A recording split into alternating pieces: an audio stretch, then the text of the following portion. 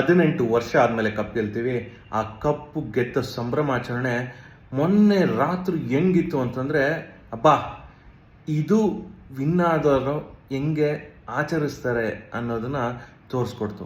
ಬರೀ ಕರ್ನಾಟಕ ಅಲ್ಲ, ಕರ್ನಾಟಕದಿಂದ ಈಚೆ, ಕರ್ನಾಟಕ ಬಿಡಿ ಭಾರತದಿಂದ ಈಚೆ ಎಲ್ಲರೂ ಅವತ್ತಿನ ರಾತ್ರಿ ಈಚೆ ಬಂದು ಸಂಭ್ರಮಿಸ್ಬಿಟ್ರು, ಮರಿ ದೀಪಾವಳಿ ಆಚರಿಸಿದ್ರು.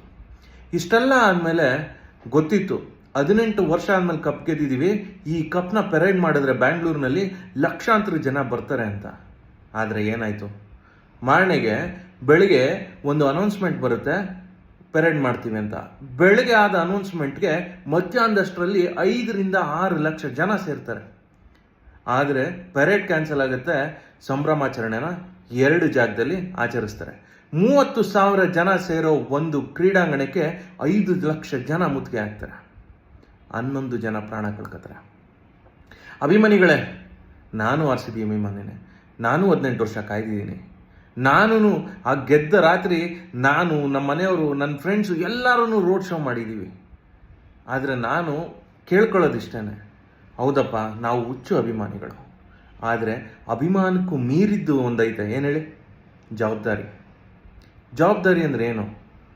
ಮದುವೆ ಆಗಿದ್ರೆ ಹೆಂಡತಿ ಮಕ್ಕಳು, ಅಪ್ಪ ಅಮ್ಮ, ಆಗಿಲ್ಲ ಅಂದರೆ ಅಪ್ಪ ಅಮ್ಮ, ಒಬ್ಬನೇ ಮಗನೋ ಒಬ್ಬನೇ ಮಗಳು, ಇಬ್ಬಿಬ್ರು ಇರ್ತಾರೋ ಇರಲ್ವೋ, ಅಪ್ಪ ಅಮ್ಮನ ನೋಡ್ಕೊಳ್ಳೋದು ನಮ್ಮ ಜವಾಬ್ದಾರಿ ಅಲ್ವೇನ್ರಪ್ಪ?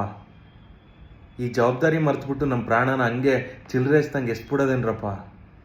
ಅಭಿಮಾನ ಇರಲಿ, ಅಂಧಭಿಮಾನ ಇರಬಾರ್ದು.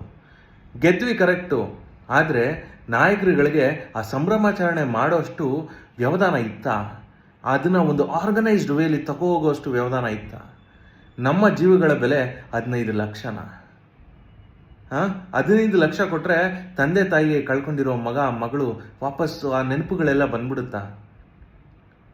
ಯೋಚನೆ ಮಾಡಿ.